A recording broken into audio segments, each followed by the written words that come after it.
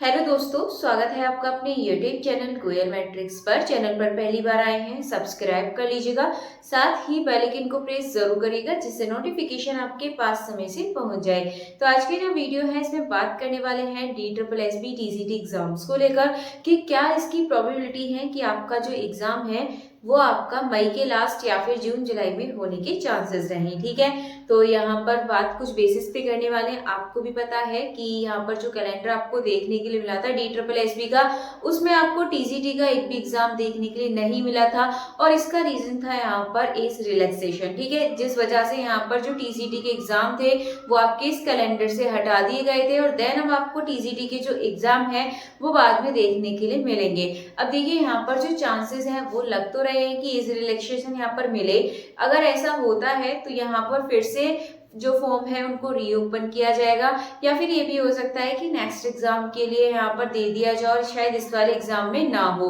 ठीक है, तो अगर दे दिया जाता है आपका इस वाले एग्जाम में तो आपके रीओपन होने वाले हैं फॉर्म, और नहीं दिया जाता है फिर रीओपन नहीं होंगे, और फिर जो एग्जाम के चांसेस हैं होने के वो और ज्यादा बढ़ जाएंगे कि जल्द ही आपका एग्जाम होगा।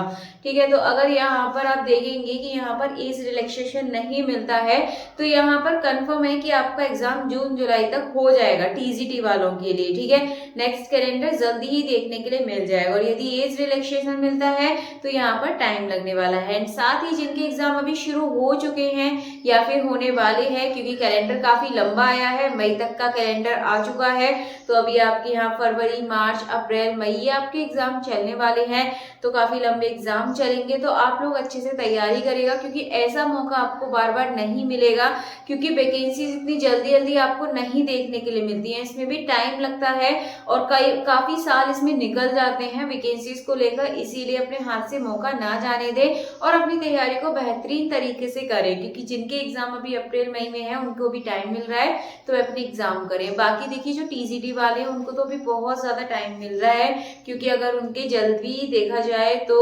जून जुलाई से पहले तो आपके एग्जाम होने वाले नहीं हैं। अगर अभी से आप देखेंगे तो पूरे पूरे आपके पास 4 महीने बचे हुए हैं। 4 महीने से ज्यादा है थोड़ा, लेकिन आप 4 महीने मानकर चलिए कि इतने आपके पास बचे हुए हैं, तो इसमें भी आप अच्छी तरीके से अपनी तैयारी को करिएगा। और अगर यहाँ पर टाइम लगेगा तो फिर इतना है कि आपका एग्जाम सितंबर अक्टूबर तक भी जा सकते हैं TCT वालों के लिए। तो यहाँ पर ये चांसेस तो हैं कि एज रिलैक्सेशन मिले, बाकी देखते हैं कि अब क्या रहता है। लेकिन मोस्ट प्रोबेबिलिटी ये है कि यहाँ पर चांसेस आपको मिल सकते हैं और आपका एग्जाम डिले हो सकता है। बाकी आपको अपनी तैयारी बंद नहीं करनी है, तैयारी को आप कंटिन्यू रखिएगा। और बात रही रिजल्ट की, आप लोगों के बहुत ज्यादा कमेंट्स आते हैं TCT के रिजल्ट्स को लेकर। अभी आपने देखा PGT के रिजल्ट्स आपको इस मंथ में काफी ज्यादा देखने के लिए मिले थे, तो इसी तरीके से मार्च का जो मंथ है आपका, ये TCT के रिजल्ट इसमें आपको देखने के लिए मिलेंगे। जिनके एग्जाम अक्टूबर नवंबर में, देन उससे पहले जिनके अभी नहीं आए हैं, उनके यहाँ पर रिजल्ट आपको देखने के लिए मिल जाएंगे, मार्च के मंथ में आपको देखने के लिए मिलेंगे।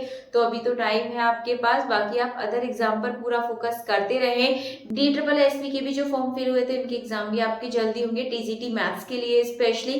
तो आप लोग अच्छे से अपनी तैयारी को करते रहें, क्योंकि एग्जाम आपका कभी भी हो सकता है, और मोस्ट प्रोबेबिलिटी मैंने आपको बता दी एग्जाम आपका कब तक हो सकता है। बाकी तैयारी करने का तरीका मैं आपको पहले ही बता चुकी थी। PYQ से सिर्फ आप पैटर्न को समझ सकते हैं, लेकिन DSSB का जो पैटर्न है यहाँ पर रिपीट कम ही आपको देखने के लिए मिलता है। हर बार यहाँ पर बदलाव आपको पैटर्न के अंदर देखने के लिए मिलते हैं। तो यहाँ पर कोई भी यहाँ पर गेस नहीं कर सकता कि किस तरीके का पैटर्न यहाँ पूछा जाएगा। बस इतना है, जिस तरीके का पूछा गया है उससे अब ही आपको देखने के लिए मिलेगा। आगे वाले एग्जाम में कभी ऐसा नहीं हुआ DSSB में कि इस बार आपको क्वेश्चंस पेपर हार्ड देखने को मिला है तो नेक्स्ट टाइम आपको इजी देखने के लिए मिले। तो यहाँ इसका मतलब ये होता है कि आपको यहाँ पर अगर हार्ड देखने के लिए मिला है तो उससे ऊपर की लेवल का ही आपको एग्जाम देखने के लिए मिलेगा। तो आप उसी हिसाब से अपनी तैयारी को करके चले, क्योंकि एग्जाम का पैटर्न जो है वो अब ही रहने वाला है। बाकी आपने देखा होगा TCT मैथ्स में, आपने देखा कि काफी कैलकुलेटिव क्वेश्चंस पूछे गए थे, तो यहाँ पर आपको उसी हिसाब से अपनी तैयारी करनी है। मैंने यहाँ पर इंपोर्टेंट क्वेश्चंस भी बताए थे, यानी कि जो इंपोर्टेंट टॉपिक थे जहां से इंपोर्टेंट क्वेश्चंस आपके बन सकते हैं। और यहाँ पर टॉपिक मैं आपको बता चुकी हूँ, लास्ट जो आप वीडियो है आप देखिएगा, 2-3 दिन पहले मैंने वीडियो बनाई थी, उसमें आपको मैंने यहाँ पर पूरा सिलेबस बताया था, उसमें आपके कौन-कौन से सबसे ज़्यादा इम्पोर्टेंट है, कहाँ से क्वेश्चंस ज़्यादा पूछे गए थे, तो मैंने ये सारी चीज़ें आपको उसमें बताई हुई थी। बाकी आप जो प्रीवियस ईयर क्वेश्चंस हैं उनको सॉल्व करिएगा, उससे आपको एक आइडिया लग जाएगा कि किस तरीके से क्वेश्चंस आते हैं। लेकिन आप इतना याद रखिएगा, DSSB में कभी भी रिपीटेड क्वेश्चंस देखने के लिए नहीं मिलते हैं, साथ ही यहाँ पर रिपीटेड पैटर्न नहीं होता है, हमेशा अप लेवल होती है। तो आपको अपनी तैयारी का जो लेवल है वो भी आपको अप करके चलना पड़ेगा। बाकी अपने टाइम को मैनेज करिए, स्पीड मैनेज करिए और आप यहाँ पर अपनी एक्यूरेसी को भी ठीक करिए। बाकी बुक के लिए भी मैं आपको बता चुकी हूँ, जो ग्रेजुएशन लेवल की बुक होती है सिर्फ उसको ही आप पढ़िएगा। 12th लेवल से इसका कोई मतलब नहीं है। जो इसका सिलेबस है आपका ग्रेजुएशन लेवल का सिलेबस है और उससे अलग कुछ नहीं आने वाला है, क्योंकि ग्रेजुएशन का लेवल जो है वो आपका इतना बड़ा सिलेबस है कि उसमें से आपको सब कुछ देखने के लिए मिल जाएगा। और वो पैटर्न भी हार्ड बनाएंगे, वो भी ग्रेजुएशन का ही बनेगा, तो सब कुछ आपको ग्रेजुएशन के अंदर का ही देखने को मिलेगा। आउट ऑफ सिलेबस आप कुछ नहीं कह सकते हैं।